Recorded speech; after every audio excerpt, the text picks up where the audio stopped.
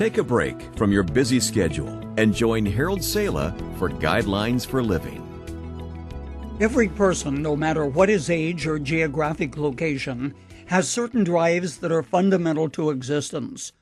Among the strongest are the physical drives for food and water, but there are others, including a desire to know God, to know where we came from and what lies beyond our last breath here on earth. When Jesus pronounced a series of blessings on people, one of them, the fourth if you're counting, was blessed are those who hunger and thirst for righteousness, for they will be filled.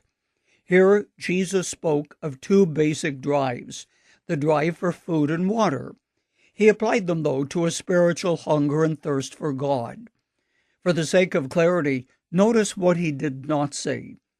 He did not say that those who hunger and thirst for a better position, a higher salary, or one with more benefits, or a more beautiful body would find satisfaction.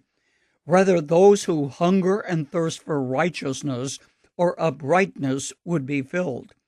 In other words, those whose driving force in life is a thirst for God will be completely satisfied.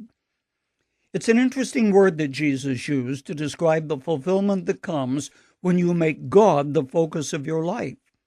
The same word was used of cattle which were fed or fattened with choice pasture. It's the picture of a cow grazing in a rich green pasture, contentedly chewing its cud. On a scale of 1 to 10, with 10 being the greatest, how would you describe your hunger and thirst for God? Of one thing you can be sure. Every individual is driven by something, and when your priorities get out of whack, your passion for God gets shortchanged.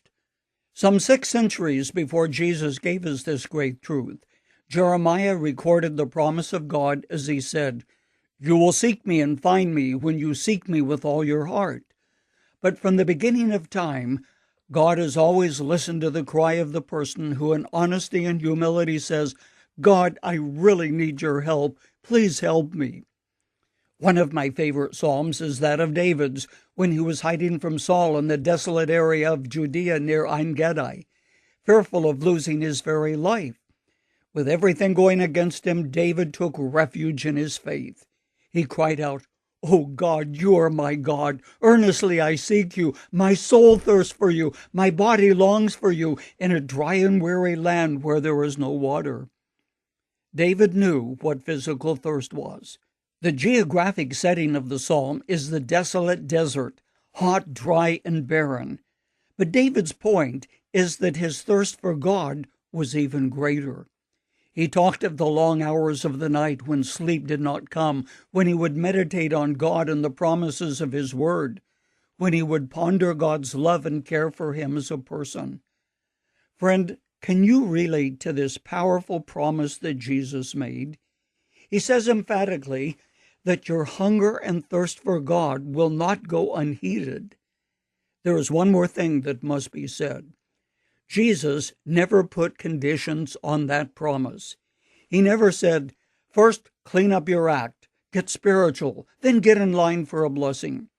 He simply promises the blessing of fulfillment for those who hunger and thirst for righteousness. Jesus said, "Come unto me, all you who are weary and burdened, and I will give you rest. Take my yoke upon you and learn from me, for I am gentle and humble in heart, and you will find rest for your souls. For my yoke is easy, and my burden is true." It is still true.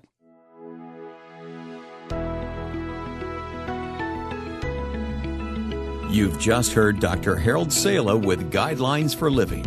If you'd like to listen to the program again, download a copy, subscribe to our devotional, or view other resources, visit guidelines.org. We would like to hear from you too. You can email us at info@guidelines.org. Thanks for listening, and we invite you to join us again for the next edition of Guidelines.